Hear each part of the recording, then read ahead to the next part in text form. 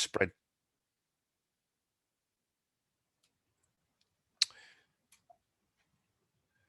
When we look at profession, consultant is the main one, then educator. I was quite surprised in marketing there with 4 people. Location, this is the thing there, Gwyn, I think, yeah, most of you are in Poole. It's got 13 people in the southwest. Ethnicity, this is probably one to look at. I think I am the African Caribbean Black British person, quite easy to identify. But that may be a question about how you tackle diversity if you are to be inclusive. These are the age range, mainly 55 to 64s. And the thing is, I don't know if this is representative of the overall sample, but I believe we have 60 members. Is that right, Gwen? Thereabouts? We have about 80 new members, yeah. It's about 80. Yeah. Okay. But at the time of doing this, it was about 70, 75. So okay, about 40% turnout, I think. Okay. So I think one of the things is to discuss is how do we get the participation up a bit? If I were doing this in a business, I would be saying the benchmark would be 70% engagement. So we're well below that. So yeah, that would be something that I would be thinking about next time. Quite a good gender split, male and female. And then we had this question, which was something that we don't usually ask. It was, I can't remember who asked to put it in, but here it is. What does sustainability mean to you? And we've got the options on from 1 to 7 on the right hand side. And it just shows, I mean, I'm looking at this and thinking everything is in would be my quick assumption. But this will probably mean a bit more to the sustainability folk than it does to me. It's just a bar graph showing that for option 1 and option 3, most people selected that, so they're in first and second position, and then in third position is option 5.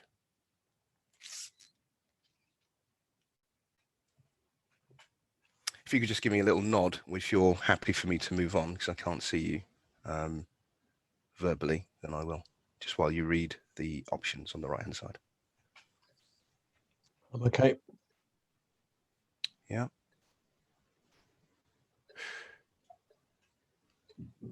Okay, so we get on to the first question, which is what's important to me? What are the personal values? And I've got to say, I've probably never seen a configuration like this before. So I'll just explain what we're seeing and in terms of the graphs and the methodology. And then if you have any questions, just call them out. Don't have to be formal or anything. So from each of the words that are selectable, they can fit into any one of these 9 categories. And then there are these quadrants below that are usually made up of 2 categories. So tradition and safety fits into guardians, authority and success fits into champions, adventure and independence fits into innovators, and selflessness and community fits into citizens. Pleasure sits in the middle between champions and innovators. The system that we use is an adaptation of the academic work of a guy called Shalom Schwartz, who developed it in 1982, University of Jerusalem. And his work's been cited in over 4,500 different academic papers. We've taken that and we've built a huge library behind it of language, and we're using it in this way. So what is this graph showing us? It is showing us that most of the words that were selected fit into the community space, as you can see here. And that's why it's got number 1 above it. The next one is independence. And the third one is selflessness. And what makes this chart unique is that they all sit together. Because you can see selflessness and community are both in citizens, and independence is the next one along. So that's very, very unique. What we have on the right hand side here is also a top 10 of the words that were selected, along with the category and the percentage as well. This graph, however, is made up of all of the words that were potentially selectable. And for this question, I believe it's 81 different terms. So collaborative is way out in front, imaginative, honest, lots of community stuff. In fact, there's 1, 2, 3 words from community in the top 10. But this imaginative and creativity is coming out very, very highly, which is, I believe, very unique, and I think is a potential. The independence piece, I think, is a potential discussion point.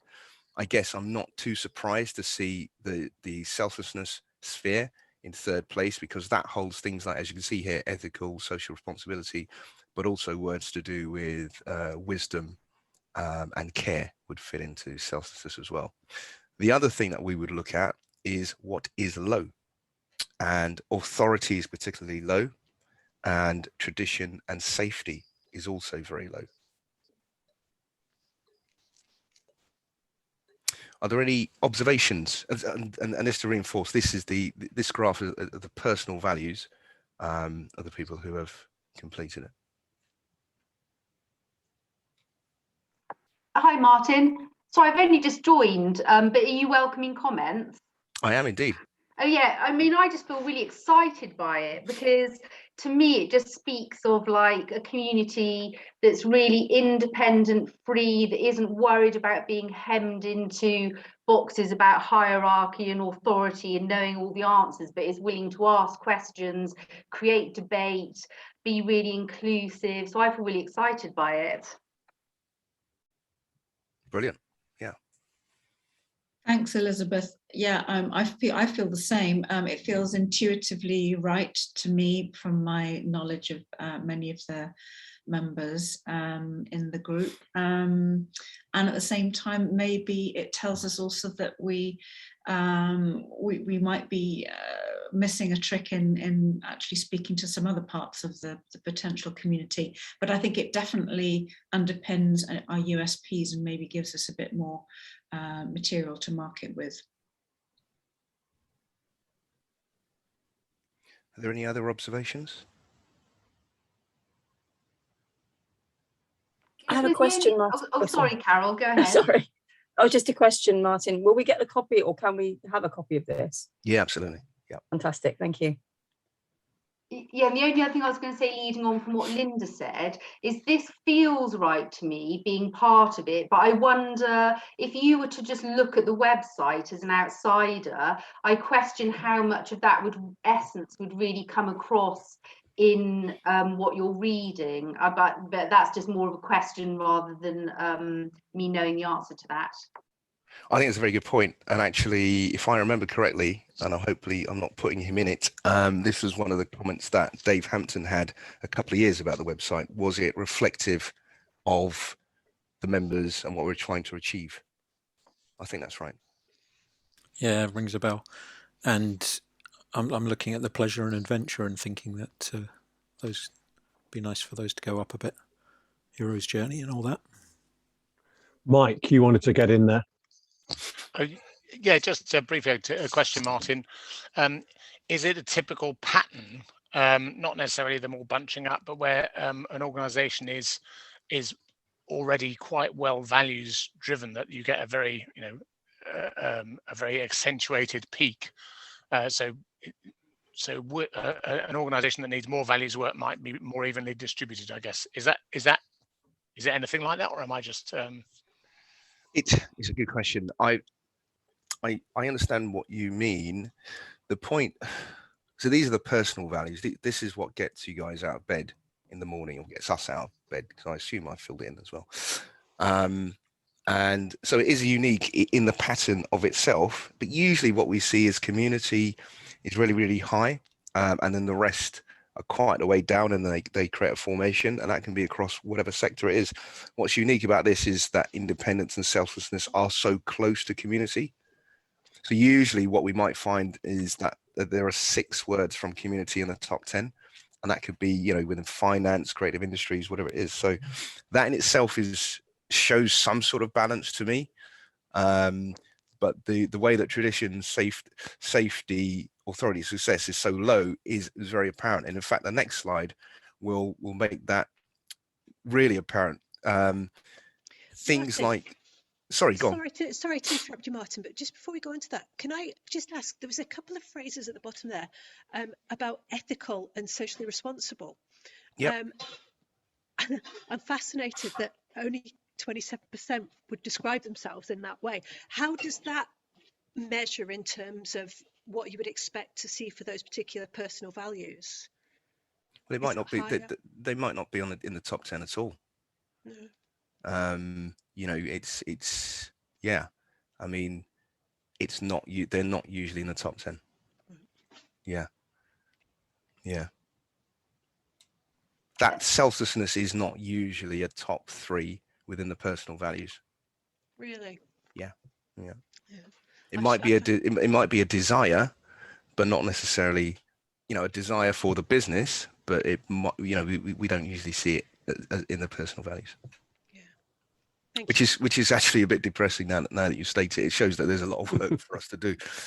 And I'm fascinated. As I say, I'm fascinated that in a way that almost, I don't know if you've got any insight. For me, that feels like that would be almost top of the list, as it were. You know, when people talk about their personal values, I almost don't. I'm not sure imaginative would always be perceived as a value, but certainly something like ethical or socially responsible, I don't know. It's just interesting to me, and I don't know if you've got any insight on that as to, would you expect it to possibly be higher within this particular group? No, I wouldn't, because it's made it into the top 10, so I'm happy. But I would posit that if push comes to shove, I can see why creativity and imagination would be higher than being ethical. It makes sense to me. Yeah, the first time I did this, I think, was with your prototype, Martin, about 4 or 5 years ago. Yeah. The thing that really struck me was you have to do 10. You can't do 11. So I was going through, hitting every button, the ethical, and then I got to 10, and I was only halfway through it, and I had to start then to edit back and actually choose which words to leave out. So it is a bit surprising, isn't it, Jane? But I think for me, what it was is that I sort of take that as for granted and maybe a bit humble, but there are other things that I think are more distinctive for me, which probably made me not choose those words. It's a choice of 10 that I think is a factor here, rather than just a free choice of pick all the ones that represent you. You have to be selective. Yeah, that's a very good point. It's a very good point.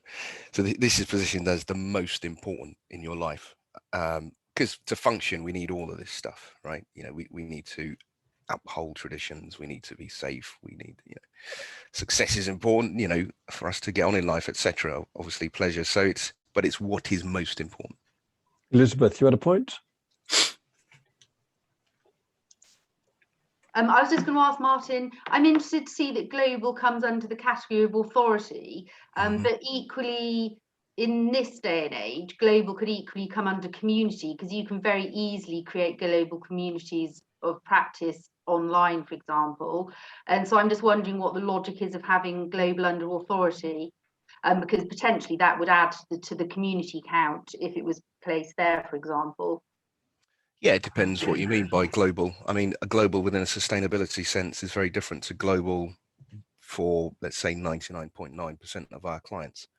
Yeah, that would be the logic. I think you probably see that. So if we're doing this for a bank, which we sometimes do, then I think, you know, we understand what global would be in that context. Well, so you mean in this case, authority isn't necessarily the best category? No, it's still the right category, but of course we need to define each of these, you know, how you use. If you are a global organization, it doesn't mean you use your, or you will have some sort of authority. It doesn't mean authority isn't bad, intrinsically bad. Do you know what I mean? It's how you use your authority, and you can use your authority for good or for bad. None of these are intrinsically good or bad. It's how they are perceived, right?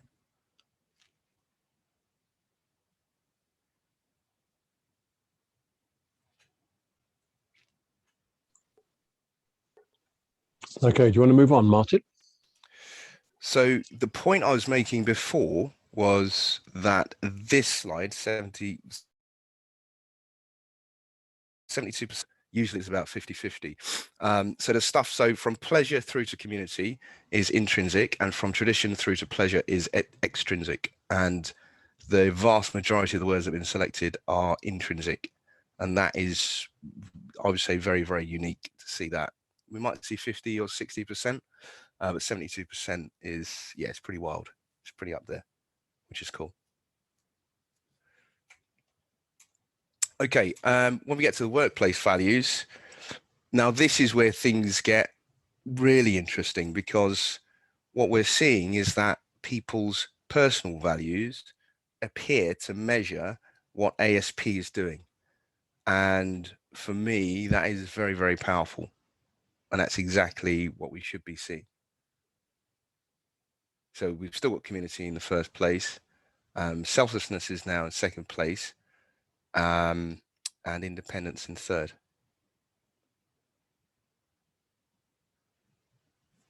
And the point is that we sometimes see a massive shift between the personal values and the workplace values. And that's when people are in crisis, because they are in places that do not resonate with their essence, with their being.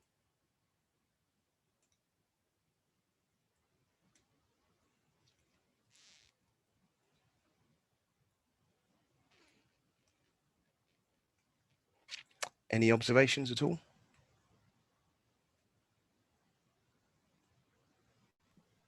Not at this stage, Martin. I'm just conscious of your time because we've only got you till 6:30, haven't we? So Cool. Maybe we should keep our questions till the end now.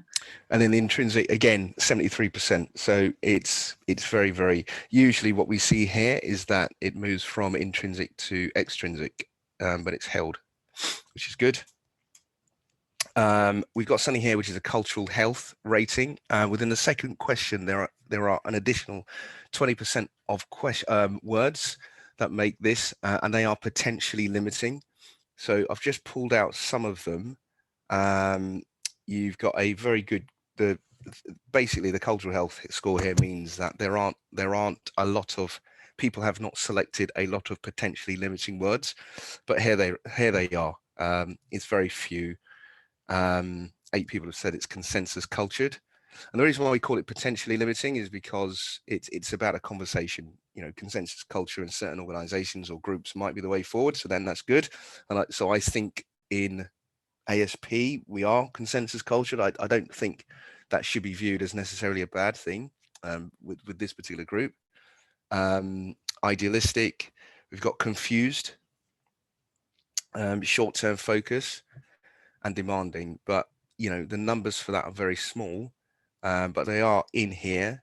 If people wish that these were, you know, that people wish that they wish to tackle some of these issues, but I wouldn't, I certainly don't see these as huge issues. I'm not saying they should be ignored, but I don't think that they should overshadow a lot of the positive stuff that's coming out.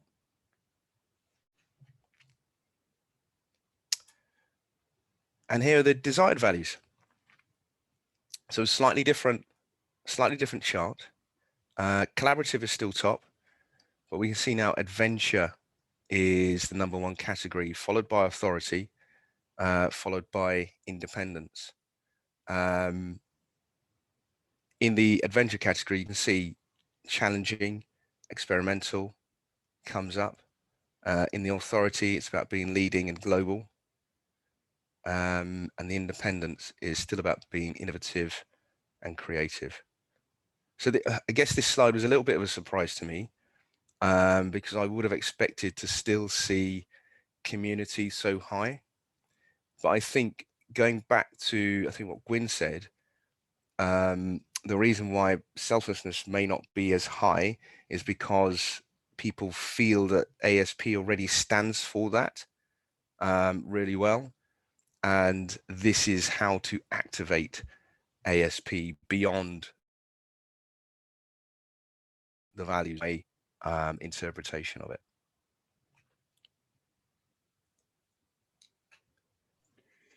Yeah, I think that the authority there, the top 10 word is leading, and I think that's one word I would associate with ASP, because I think there's the conversations we have, even in the the new members meeting, you can see that people want to be at the front. They want to lead. They want to take the conversation they're having elsewhere, but they see as ASP as a place for having the conversations that are ahead of the rest of the world in many cases, or in that vanguard, rather than being a group of followers. We want to set the agenda, and this, I think, has been echoed in Elizabeth's desire to write this new definition or paper on what is sustainability and what should come next.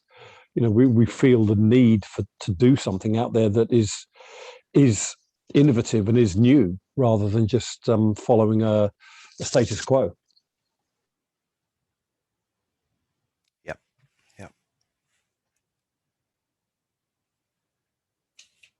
Are there any other question, by the way, so you guys can fire away? I've got some, what else I've got some comparisons. Let's have a look. Yeah, desired values compared to the workplace values, so you can just see where the biggest leaps are, or where the biggest differences are. They're around tradition, authority, adventure, selflessness, and community. But I think it's probably just better to stay on this slide. So that's it. That is the data. So yeah, you can fire away with any questions or any thoughts.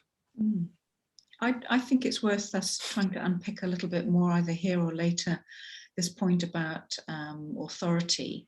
And Martin, can you perhaps just remind me about how to interpret this? So this is desired values for the organisation in terms of where we want to be heading. So it's about the organisation being more of a thought leader. That would be my terminology. Is that, do you think, what we should be taking from this? Yeah, so if I were to look at it as a compound, you've got words such as disruptive in there. Yeah. You've got challenge. So the adventure piece means that you need to be bold, take certain risks, do things differently. So that's clear. In fact, if you take the innovator space, adventure and independence together, that means a certain amount of creativity together with taking risk. But what it's saying is the destination for that and the way in which you do that is to actually be noticed. What this is saying is that there's an opportunity to use that good stuff and be noticed, because it is so different. It is so adaptive. That would be my interpretation of it. Yeah. I guess where when I first saw that, I felt a little bit of an internal tug, and I think it's because conventionally the word authority is often related with more conventional structures, more hierarchical structures, top-down structures, and of course those have their place. And at the same time, a lot of us have, I suppose, evolved into a space where we're more comfortable with emergence and collaboration and co-creation, where almost the use of the word authority is can be viewed as being a negative, and it's certainly not a word that I use very often in my vocabulary. So, but yeah, it's just helpful to unpick that a bit.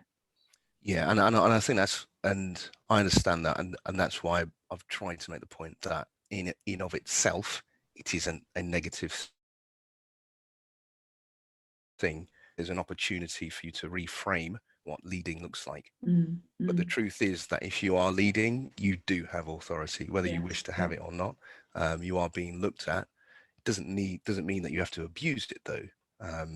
I think with the creativity that we're talking about and disruption, there's a way for you guys to lead in a different way. I think that's potentially quite powerful. Yeah. Thank you.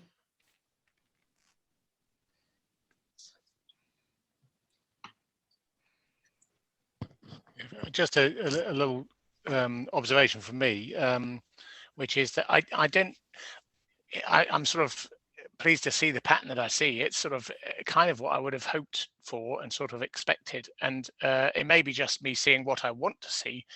At the same time, it seems to reflect to me that the brand, as it's sort of the cultural values as they're being put out there, are doing their job, because the kind of values that we're seeing coming into this group, I know it's a very small sample, but are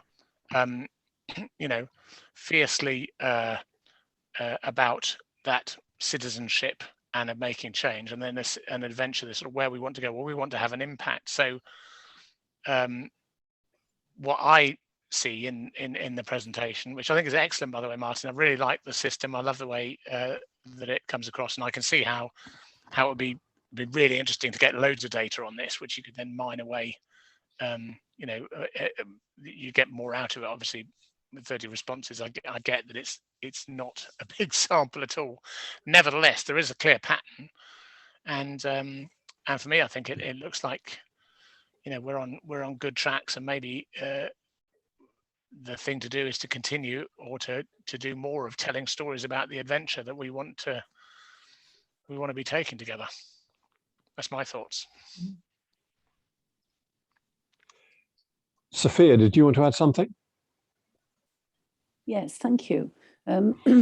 Taking up really what Linda was talking about from a spirodynamics, just to bring that to the table also, spirodynamics integral perspective, both blue and yellow have very similar qualities on a kind of foundational level. So authority on its own, one might think of as very blue, with structures and systems in place to hold things together. But where adventure is number one is definitely the mantle of an aspiring yellow wizard, where he or she would use authority in a very different kind of perspective in an adventurous way. So for me, it's really exciting, because that the aspiring yellow wizard, he or she takes the authority necessary to revisit and back down the spiral, to help each individual person find their own place within their own center of gravity to where they are, with a healthy spiral, but using leadership in a new way than the old system of blue.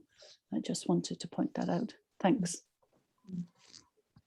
Yeah, that's pretty cool. And I guess, I think the fact that it has been mentioned by Elizabeth, by Linda, shows that that the group is conscious. Do you know what I mean? Conscious of what that responsibility is. And I think that's the whole point, and almost that's what I would expect from ASP, and it's right for that to be brought up, if that makes sense.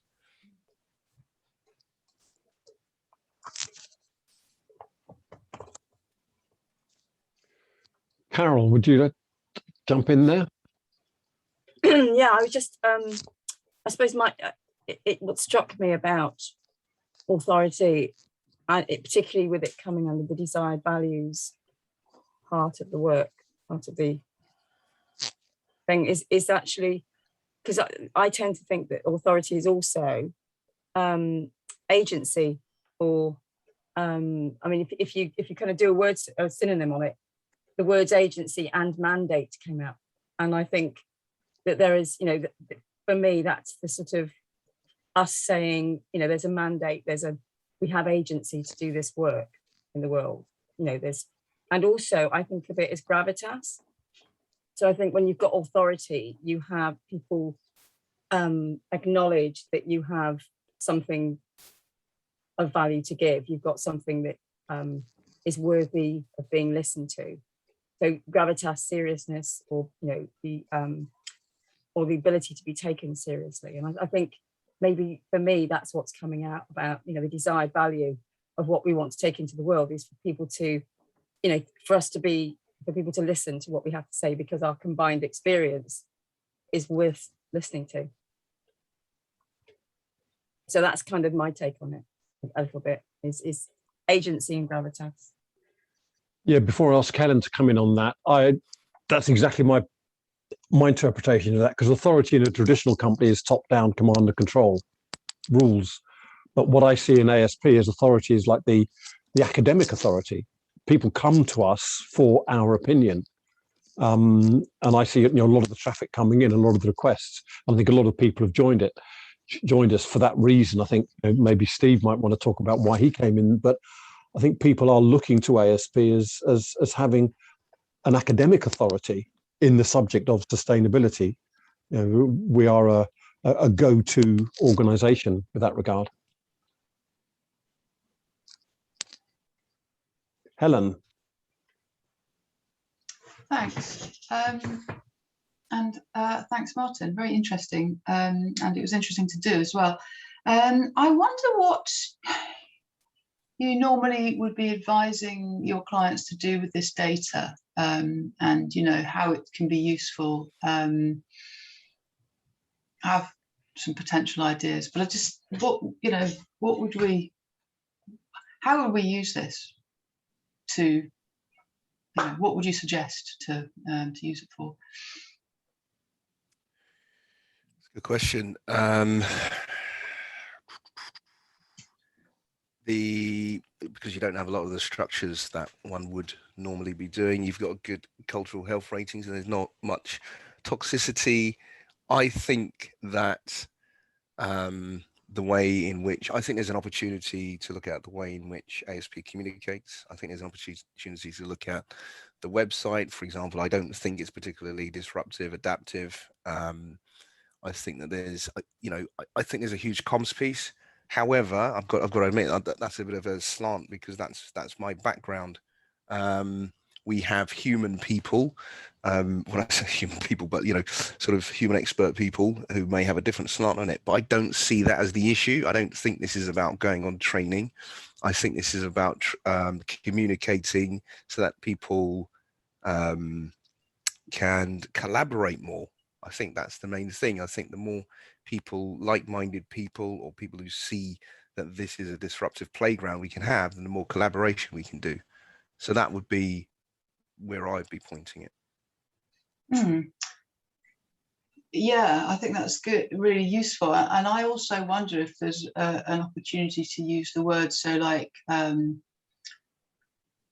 value in action. So adventure is just a word.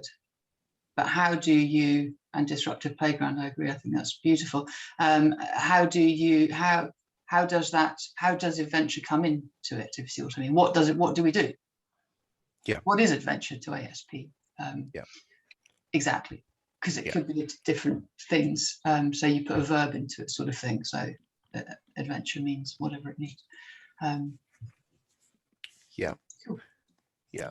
And I think we're so shackled in pretty much everything that we do. This may be the exception, to get those shackles off and to really think in a different way. That seems to be what's coming out here. Thanks. Can I just suggest that we've got about 10 minutes of Martin's time, and I know other people have got children and husbands and wives to feed. If I can just share the multimeter option. Should I stop sharing this, or? Yes, if you could, Yeah. Martin. Yeah. And I think this will work. Martin. Brilliant presentation, loads in there, despite its conciseness. Really great. Right. Thank you. Can you all see the menti.com? Yeah. Yeah. If you go to www.menti.com and put in that code 92125688, as you're typing, the questions should come up here. So what I'm just thinking, we could just capture any other questions, because I know not everyone has had a chance to speak. We'll have these recorded anyway, but Martin may want to pick up any questions as they come in, assuming the system works. And if it doesn't, we'll just refer back to the normal way of working. But can you all have a go at that?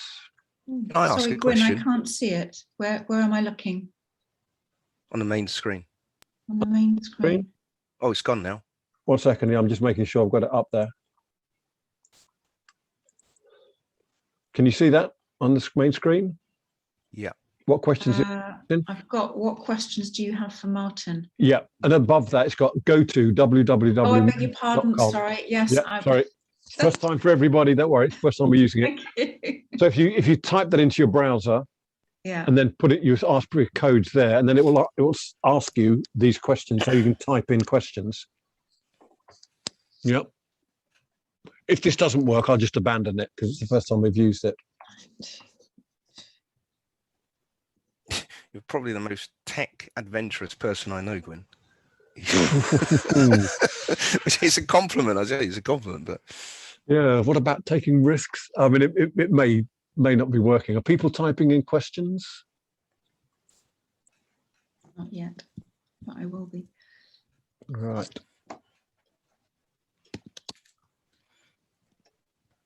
I just wonder what people think about the actual makeup of ASP as well, the ethnic makeup. Just wonder what people's thoughts about that is. Embarrassing is my first word. Yeah, like so many areas of life, we could do a whole lot better. I had an early conversation with I think Satish Kumar about this, and I asked him, where are these other groups? Like where are the Muslims, where are the Jews, where are the blacks, where are the and you just go on and list where the women, where the young people. And he said, Gwyn, they're probably waiting for you to catch up. Yeah. Which I thought was typically Satish. But I think that's all to do with our invitation. I think, as you say, the website, everything about us, we are communicating in a way that attracts some people and puts other people off. And it's almost oblivious. So Elizabeth, we've got a question come through. Can you see that, Martin? Can you talk a bit more about intrinsic and extrinsic values? What that does work. It's pretty cool. Yeah. Yeah. So the extrinsic values are, and unfortunately, this is going to play into the whole authority thing again. So it's just going to open that one up again. But extrinsic values are things that are externally rewarding to have, such as money, validation. There's also tradition in there, and this is why I say it's not necessarily bad. Being recognized for upholding traditions would be the extrinsic stuff.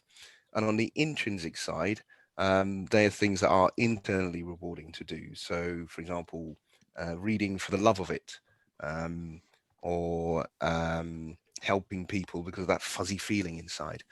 That's all the intrinsic stuff. And there was a study done in the States where they rewarded primary school age children financially for reading books. So that was an extrinsic reward for doing something that is potentially intrinsic, because you can just read for knowledge, right? Which would be intrinsic. And what they found is that when they removed the external stimulus, which was the finance, or actually when they looked in the data a bit closer, what they found was that the kids were reading books that were a younger age, because they could whiz through the books a lot quicker. So they were just reading, so they were perceivably reading more, but they were just reading easier books to get it done and get the money. So there's a debate in the values community around whether it's right and proper to use external rewards to pursue something intrinsic. And that's a whole other sort of ball game. Sorry, I've probably whittled on there a bit, but hopefully that makes sense.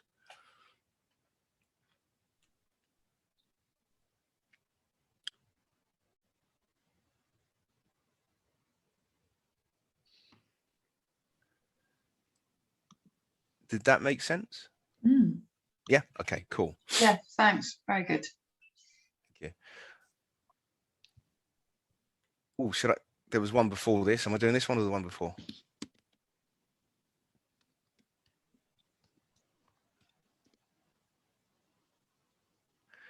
How might we use your system to help businesses and government to become more socially and ecologically responsible? So I think that's a really, really good question. So I think that there is an opportunity for this to be done.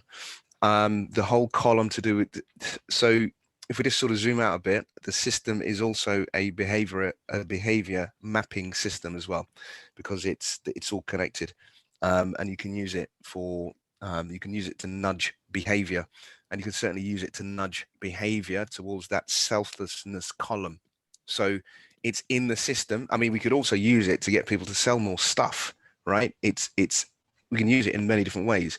I think there's an opportunity for people like yourselves who are interested in society becoming better, more responsible, more ecological, to use this system in that particular way.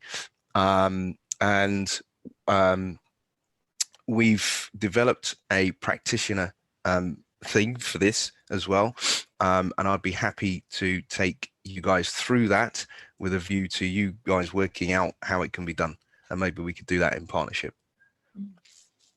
Sounds great. I'd like that.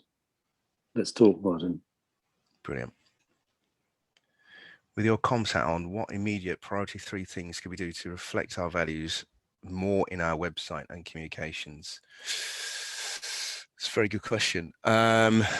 Just a bit of context, Martin. I was kind of learning about Menti as I went, so don't feel obliged to be put on the spot, because it's not an easy question to answer. But I do hold that question, but maybe it's not for right here, right now.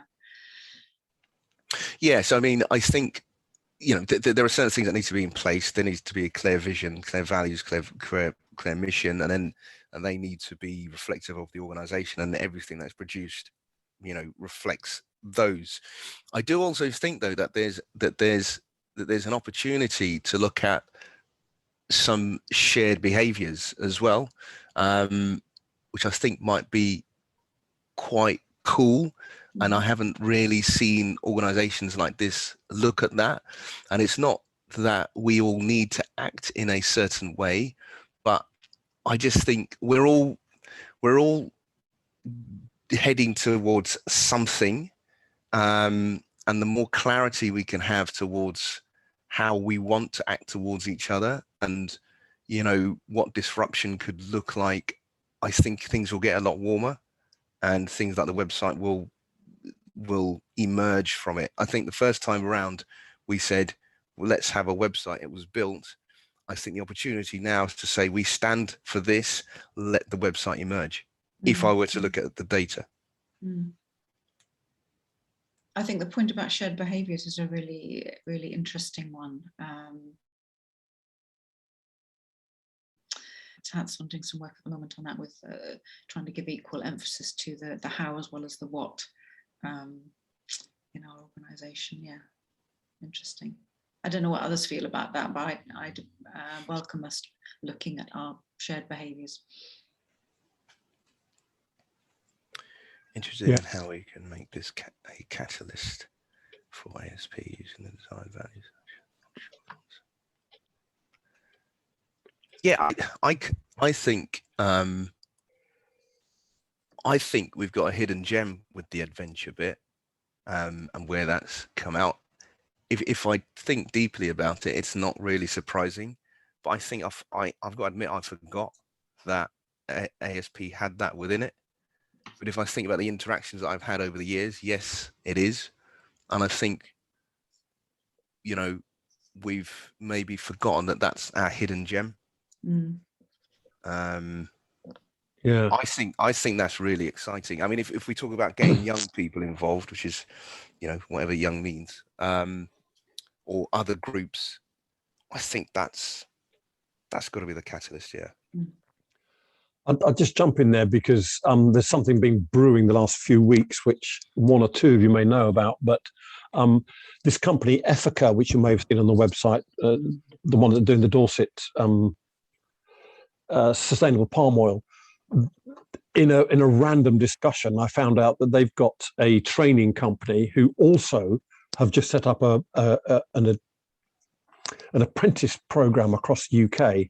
They've got about 500 young people doing apprenticeships, and Ethica are writing the sustainability module for these people. And what the sustainability module is to equip these young people to go into a small, you know, an SME and be the guru about, or the touch point for sustainability. But there's a 2 to 3 year full program. So there are all sorts of other things about, you know, how to work, other things about business. But they're all young people. They've all chosen to go into work rather than university. So they're a completely different sort of demographic from us in that sense. And they're all interested in sustainability. And I've just said, well, of course, we'd like to talk with you. So we're having, and also the Dorset, believe it or not, the Dorset National Health Trust has come forward again and said, would we like to set up a youth forum for young people? And I've just said, yeah, love to. I have no idea what that means. One thing it can't mean, I think, for instance, is we can't have 500 kids on Gaggle Mail. You know, it would just be crazy.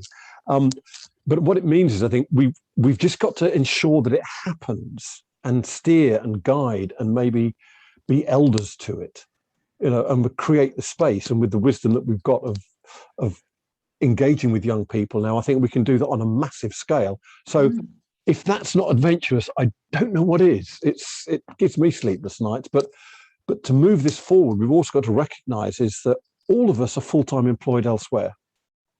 So we've either got to move off that and say, well, if you want to embark on things like that, we've got to, you know, create a paid position for someone to run that, be the facilitator of that group of 500 people, or we just let it happen and we support it. So I've no idea what it means, but I think ASP can do that. I don't know any other organization that could look at that and say, yeah, why not? Let's just do it. So I think there is a lot of adventure there, and it brings with it, we've got to recognize what is ASP, the culture, how each person engages with it and how little time they have, unless it's something desperately exciting and can nurture them, particularly financially, in other ways that will make it feasible for them to dive in. So yeah, that's just my 2 pence on adventure for the moment. I do have to shoot because we're at the end. Martin, But, yeah, thanks very much for that. What I'm going to do, we keep these questions. So if I can, Martin, I'll just ping them over to you so that after this, so over the next week or so, you can maybe just respond text with a few things. Yeah. Okay. Yeah, be happy to. Brilliant. So we've got one more question, but Martin, thank you very much for everything you've done to get us this far. I always find these things fabulous. So if anyone wants to say a few words to Martin before he goes tonight, here's your chance. I want to say just a big thank you, Martin, and I think this is the beginning. Yeah, thank you, Martin. Yeah, thank you very much. Really interesting. Thank you so much. Very much. Thank you. I need to go now too, but thank you. Okay. Likewise, I need to shoot off, guys. So have a great evening and talk to you very soon. Okay. Bye all. See you, everyone. Bye. Okay, thanks very much. I'm going to, what you see come up now, guys, is this last thing of what's your aha moment.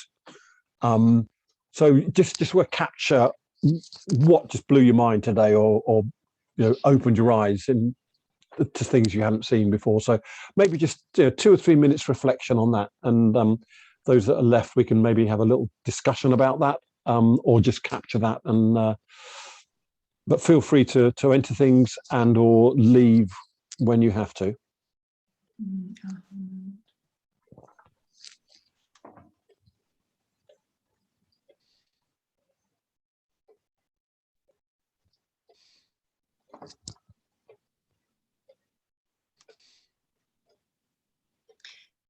Do you want us to talk to things, Gwyn, or write them down? Type them in if you can, but also talk. Why not? Okay, well, I'll type first, and then if there's time, we can talk. Cool.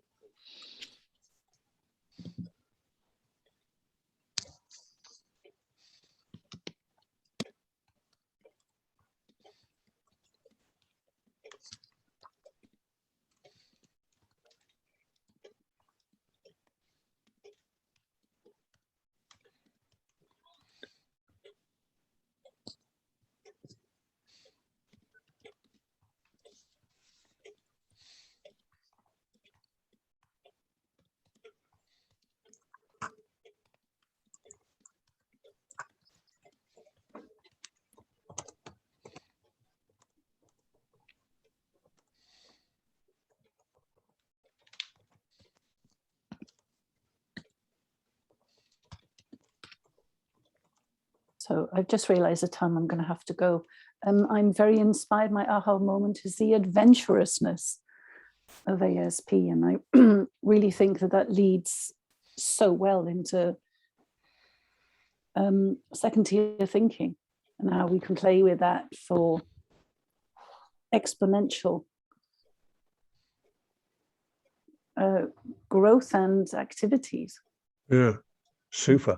By the way, because we're recording this, that's a great idea, Sophia. Just talk your aha moment in, because then we'll at least capture it on the recording and we'll have the transcription of it. So you don't, this technology should help us, not hinder us. So don't feel you have to type things.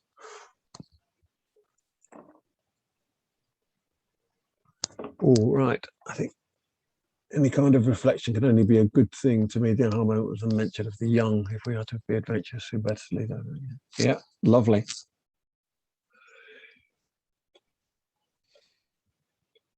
Yeah, I'm also getting excited by one thing that Elizabeth has suggested, and that's writing this whole, like beyond sustainability concept of if sustainability is it's going to be anything. I think at the moment it's more getting in the way of progress. So we're looking at something called beyond sustainability now, and Elizabeth facilitating the creation of a document that says basically what do we need to go forward with. Is it sustainability? Is it something else? And I think sustainability has been hijacked. So the term regeneration comes to mind. This is why I'm so excited by Jared's involvement with the Great Green Wall project. That's just one example of one of the most amazing regeneration projects where we're going beyond doing less harm to actually creating good. And I think that's the model we have to adopt now within all our governments and businesses. Of we have to look at environmentally positive actions. So because we've got to not just learn how to not damage nature, we've also got to repair an awful lot of the mess that we've created already. And if we don't, those scars will be there forever. So there's some, and I think that's what I think is exciting and authoritative.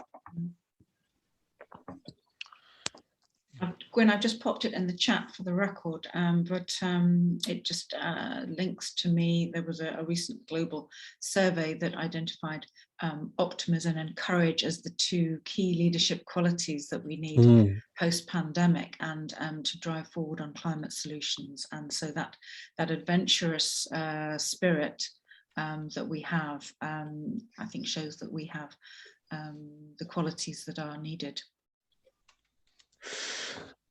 Yeah.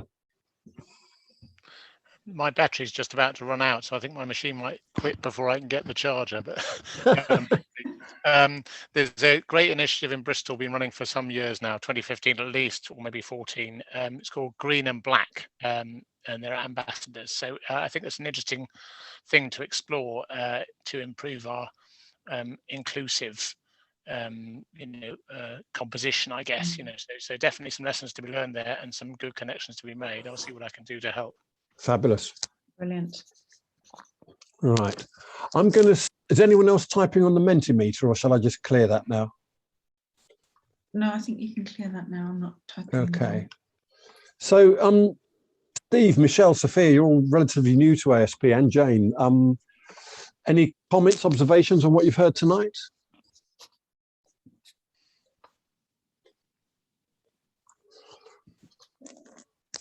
Yeah, I do put in the chat that it was really interesting to see how our most people's personal values are really reflected in their cultural values. I found that really, because that was kind of what drew me to ASP to begin with, was that, I felt like there was the people that I already knew within the organisation had a very high ethical standards. And I felt like that was where I needed to be in terms of directing, sitting with my work. So. Thanks.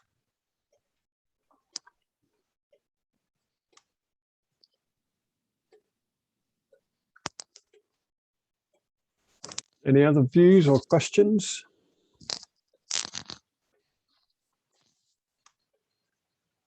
Me, there's an element there about most of us will be in different networks. Most of us will have different sustainability groups that we're part of, different networks. And actually, for me, there was quite an element there that struck me as very different than a lot of those other groups. So although our personal values will be the same across many of those other sustainability groups, their actual values related to ASP, I felt were really quite different than would be identified in many of those other groups. And I think that uniqueness, again, bringing it back to the adventurousness, may also be something worth exploring and thinking about, is how ASP is possibly adding something to our experiences and the experiences of those coming to us that maybe aren't always as easy to access in other places and in other ways. And I just wonder if that, looking at that difference compared with others, is going to add to that feeling of adventurousness and where that adventurousness can move forward. Thank you. Goodbye. Sorry. Bye, Jo. Bye-bye. Nice to see you. Yeah, I'd just like to add that I think that the personal values, having a high percentage of people who walk the talk, creates an attractive field energetically that in itself is going to attract businesses, the people who want to, who aspire into living more sustainably. I think that it's an attraction, isn't it? Something that's magnetic. I know that I don't go out marketing in a traditional way. It's my resonance and the integrity of that wholeness. And so I think, as far as I can see, since joining in June, making ASP visible to itself is a very useful thing to do.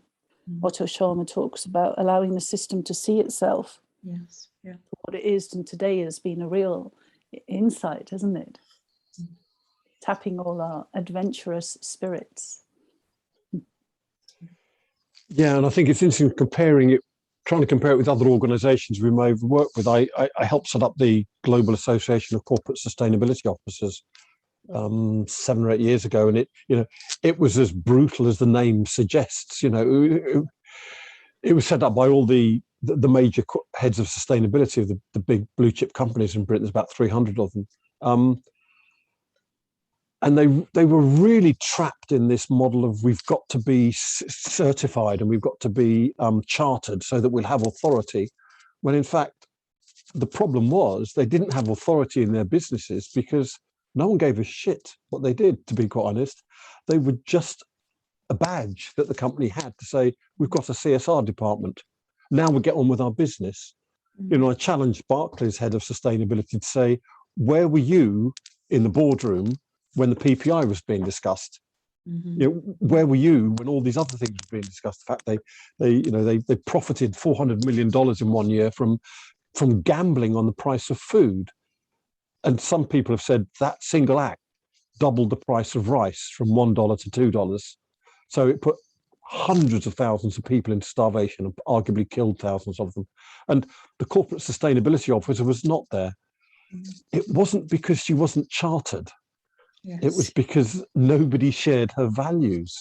Yes. And what we ended up turning it into was a heart space where the global head of Shell could come in and literally just cry in front of other people about the day he'd had.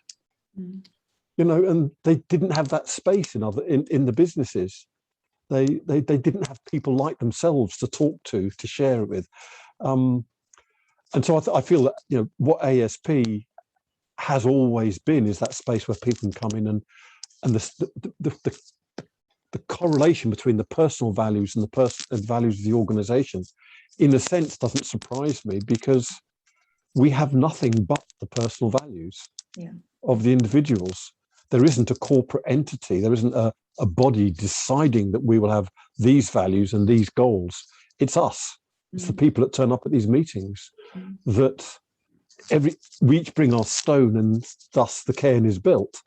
And it is just the sum of the stones we bring into the room, and there isn't a bigger image. So it's really interesting to see how that gets pulled out, because I would say about probably 20 of those 30 responses have been in ASP less than 6 months, and yet there's a consistency there.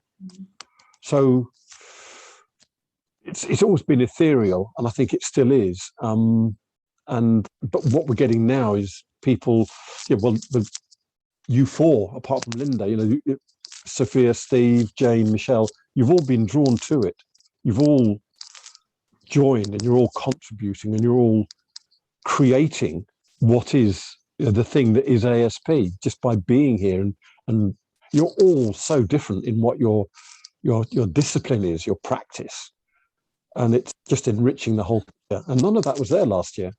It was fundamentally, if you like, as Linda would testify, it's basically the RBP alumni and a few other people. Yes. But that diversity has gone through the roof. Yeah. And yet the more we change, the more we stay the same,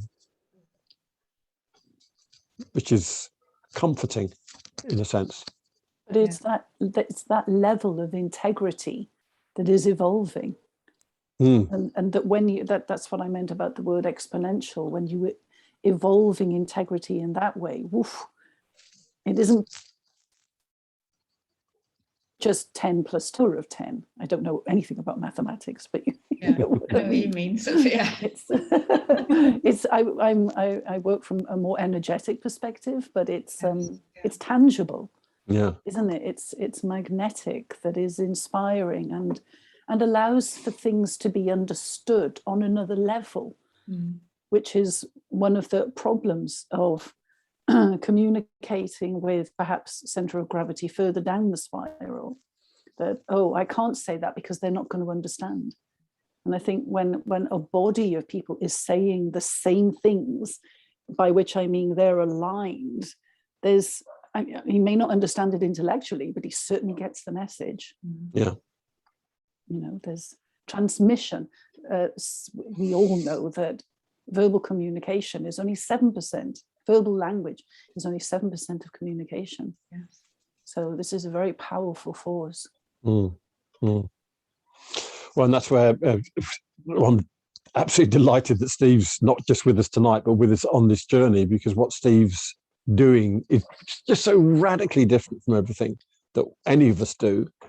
And yet it's absolutely spot on. The first conversation I had with Steve, I was just blown away by his deep understanding and broad and holistic view of the whole thing, which was as good as anyone who's been on the RBP MSc, and it just showed me that there are people out there who are, that old cliche, at the University of Life, but they're awake, they're listening, they're seeing, they're sensing, and they're responding to that sensing, and they're not taking the prescribed view of, how we should progress, how society should be progressed. They're seeing right through that bullshit. And the thing about what Steve's doing, of course, is that Steve's reaching out to whole sectors of the community that we can't, in the language and the mechanisms we use, the PowerPoint slides, the lectures, the talks. It's very visceral. I'm intrigued now. Can you tell us a couple of sentences what it is? Well, I'll over to you, Steve, but while you're doing that, I'll pull up some of your work. Firstly, Sophia, I loved your and Jane's comments about like the whole circular thing and how kind of 10 and 10 doesn't always, add up to what it does. And I think what we're trying to do with the Connect project is we're trying to sort of change the narrative of how we express ourselves as artists, as human beings, as a species. And I think the current methods are very much based on a modernist approach, which is basically very Newtonian physics-esque and very seeing the universe as a machine. And what I liked about what you were saying was how we know the universe isn't a machine. We know the universe the current science, new science, quantum physics tells us the universe is always expanding. And so I think for us, one of the ways we try to communicate is go postmodern or transmodern. So where you're going beyond text or narrative, but you're using images. And you said something there sometimes where, I can't remember what it was you said, but sometimes you see something or you hear something and you can't explain why that touches you, but it just does. And I think that's one of the things, I think, working with younger people in particular, but also that's what diversity brings you. You have this, if you have this common goal, this common aim, I've always said the word community comes from the word communio, which means a common goal, a common aim. And surely our time now is where the common goal is to save the planet.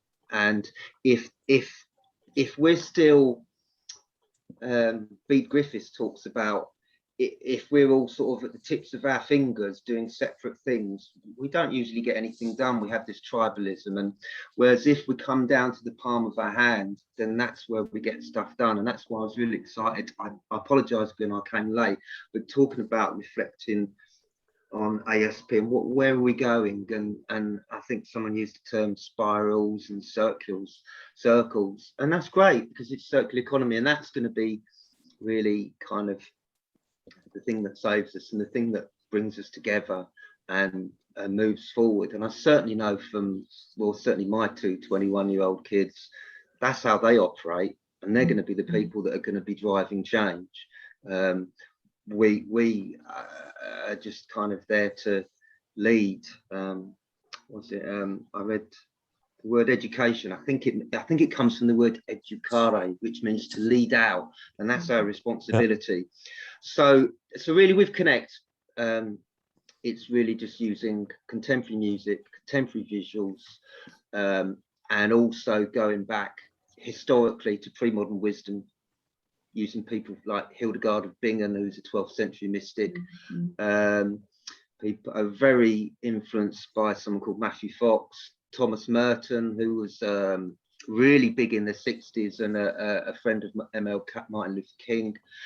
And really it's just about compassion, justice, and seeing salvation as, if we don't save the planet, then everything else kind of misses the point, and you can't just see salvation as individual, personal.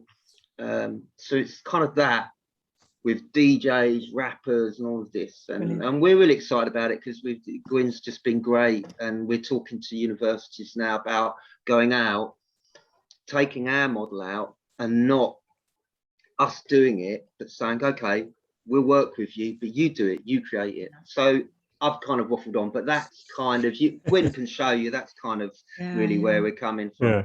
If we can I love it, Steve. I love that. I know my son, who's 16 and very much into the world of fashion, but wanting to do that in the lightest touch way possible. You know, that I know that kind of approach would really speak to him and his mates. Yeah, I'd be really, really fascinated to talk further about that.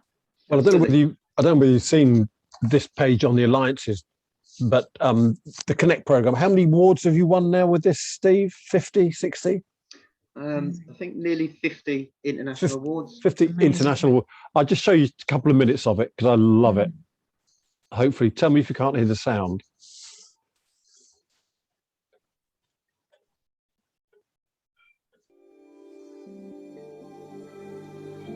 You got the sound on that? Yes. Was the flame. Everything that would ever exist came to birth from the flame. There was nothing outside the flame, and nothing that was not flame.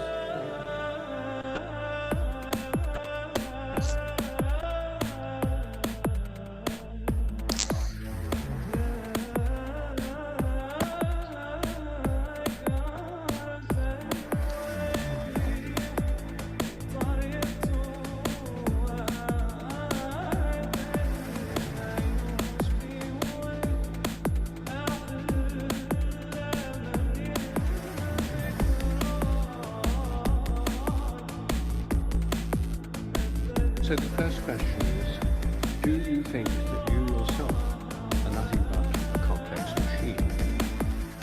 Have you been programmed to believe in materialism?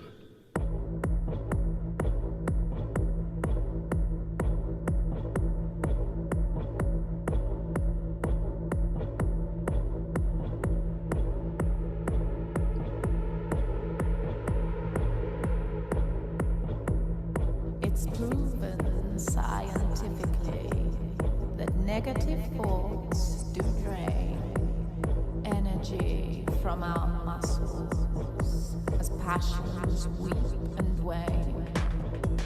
Mind control cannot affect those that go within. Inside is where the healing. Worried about homeless. What happens to trafficked people? Relaxed, refreshed, scared, frightened. Life will change. Agoraphobic, helpless, uncertain, gratitude, creative, thankful, generous, unsettled, frightened, angry.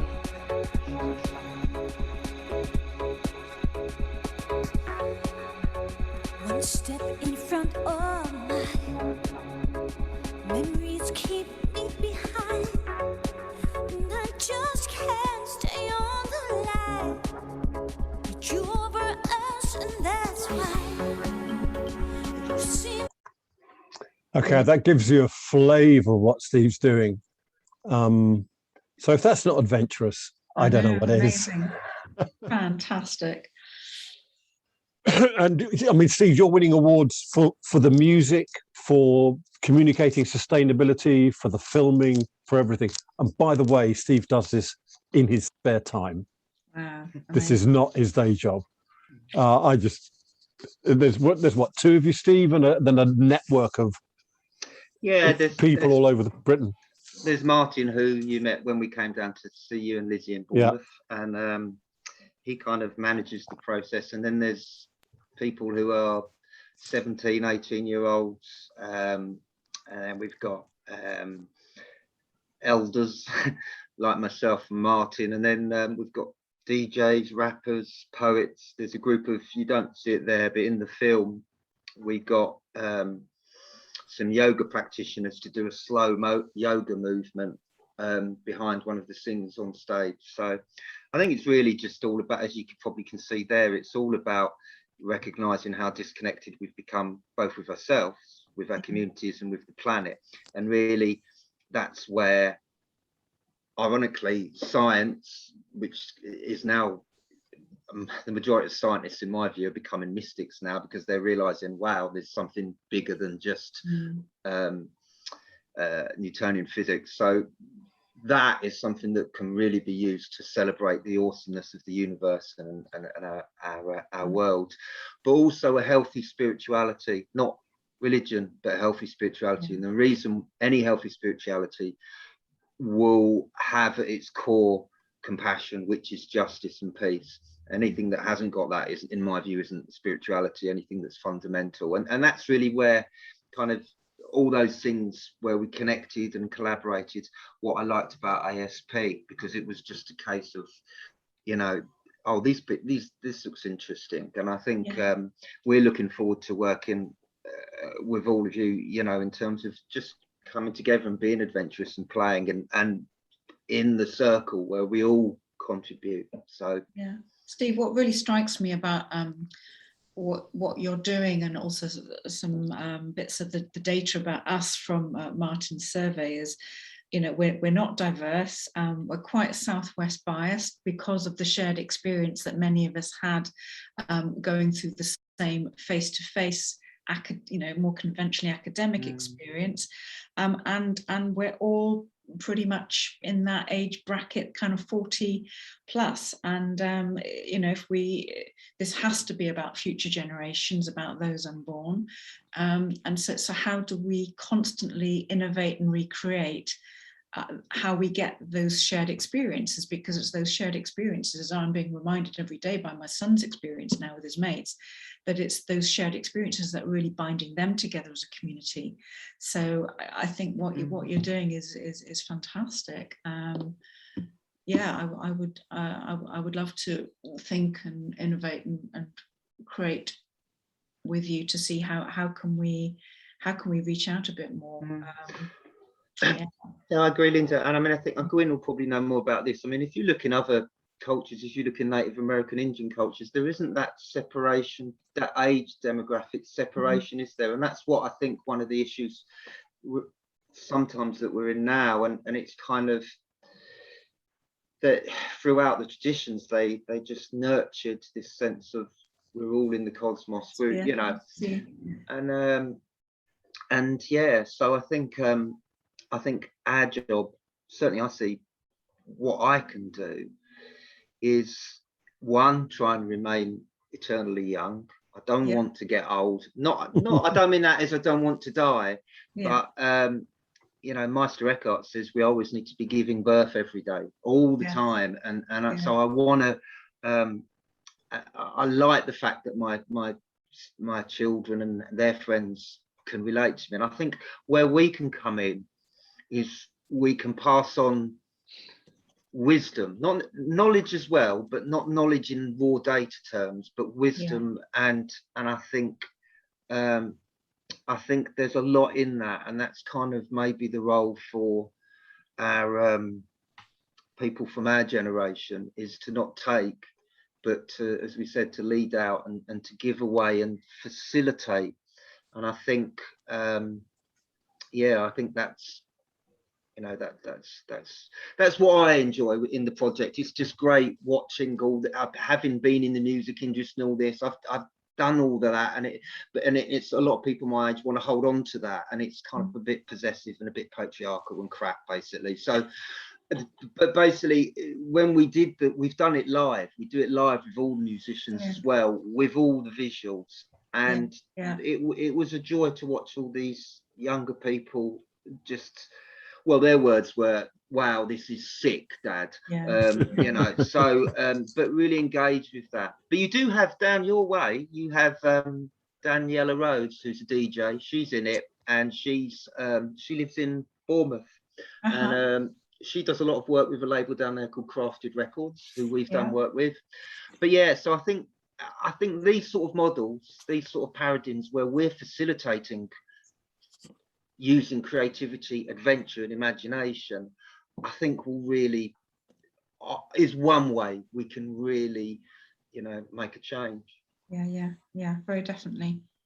Yeah, I think that term that we used earlier, shared experience, for me is something, you know, what does meaningful shared experience mean for each successive generation or half generation, and so what are they leaning into in terms of their decisions as they go through life, and so I think a lot of what we have in this group is, you know, we're leaning into a lot of that shared experience and common language and trust that is generated from a particular academic experience, and that's brilliant. And so how do we help other shared experiences join with us that have their own journey but share the values, you know, and yeah, so brilliant. Yeah, I thought one of the things I heard, which I feel kind of slightly, I'm not sure I like the phrases of some of the things, but it's the term cosmology, and cosmology is really, it's not just about watching Brian Cox videos and whatever, but cosmology is where you have a sense of who you are in the universe, and you have a sense of a bigger story.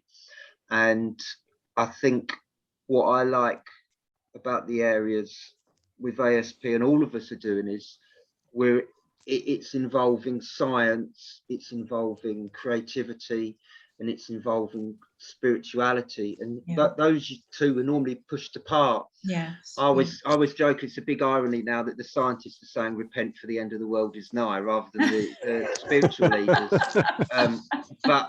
But I think what's happening is as I was saying, that healthy spiritual traditions and science now they're actually, there is a commonality there, that if they meet and then you inject into that creativity, imagination, then you re-inspire people of, you know, the sense that, you know, they're not separate, they're not, they do belong, they should feel good about themselves, because all of us are incredible people, despite what the advertising industry tells us, that we need to go out and buy all these things to feel better about ourselves, because we don't, you know, we you know. So I think all these conversations, yeah, that's our role. Our role is to sort of engage with that and lead the youngsters out into their own wilderness and into their own paradise.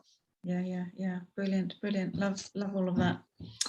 Fantastic. Well, what an inspiring hour and a half. It's I'm really pleased that Martin did that for us. One of the questions really now is, where do we go? Because I don't know whether you've seen the output from the Wisdom Council this week, or last week's Wisdom Council, which Helen ran. It's up on the website, so you find it there.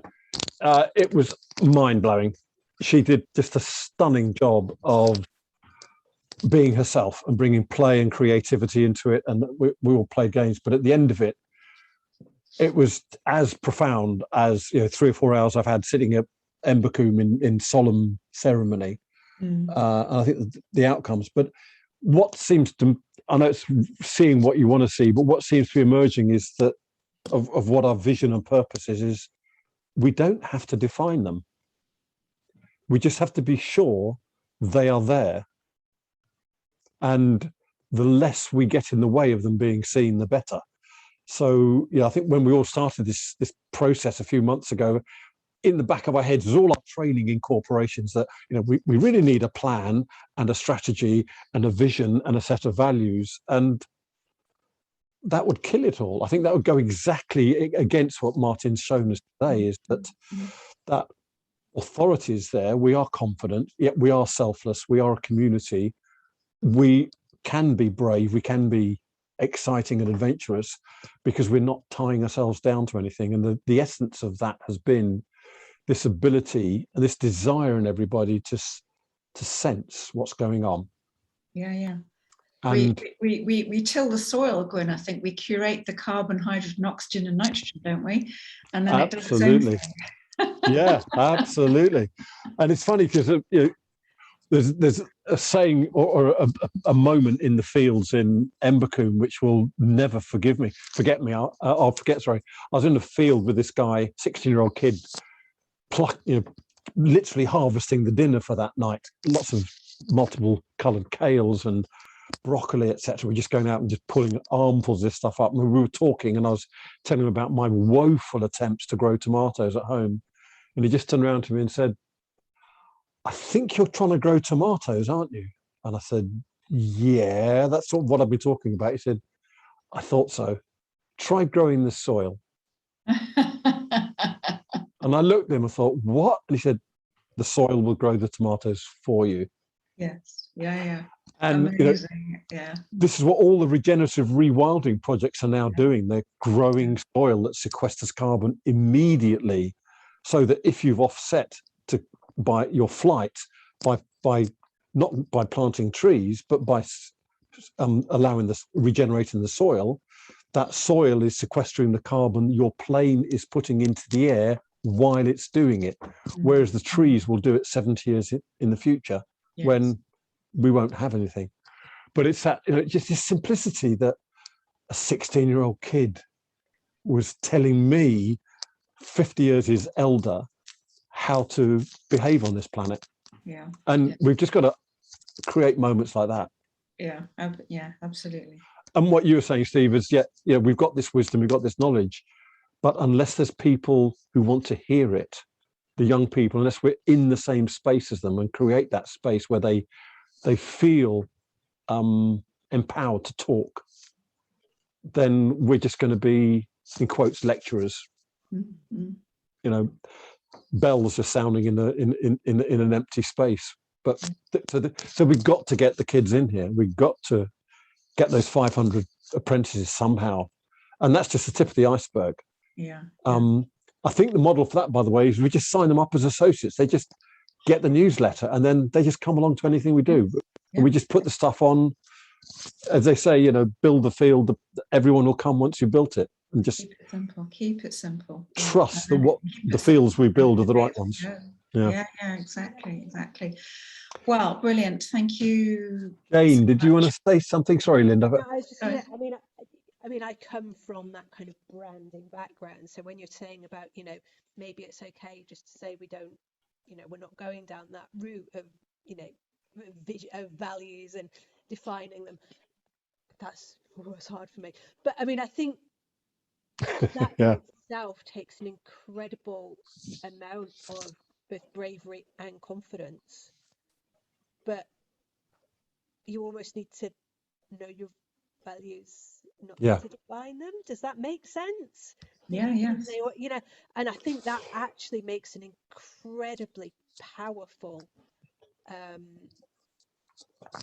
collaboration community to have, when we're talking about, and what Steve was saying about community, I mean, and we've spoken about this before, Gwen, is about that for me is absolutely the essence of our problems and our solutions.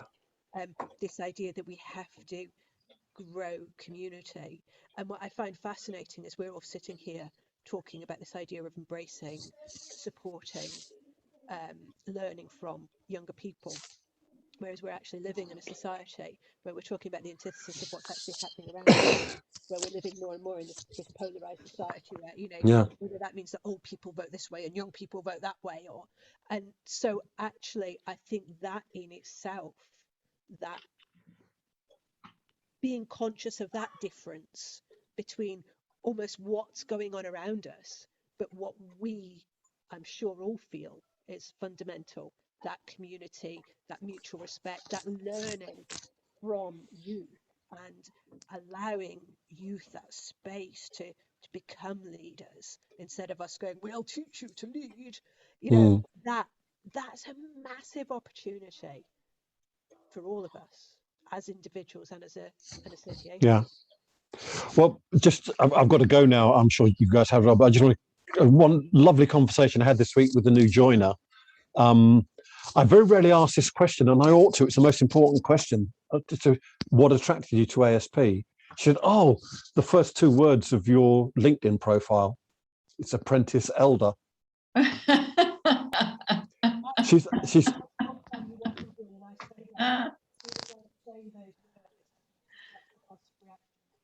Yeah. And that's I think what we're trying to be. And I know it's maybe me imposing but that's what I'm sensing is in that RBP alumni group is a whole bunch of elders just wanting to be elders, and that's what Steve's doing. That's what you're doing, Jane.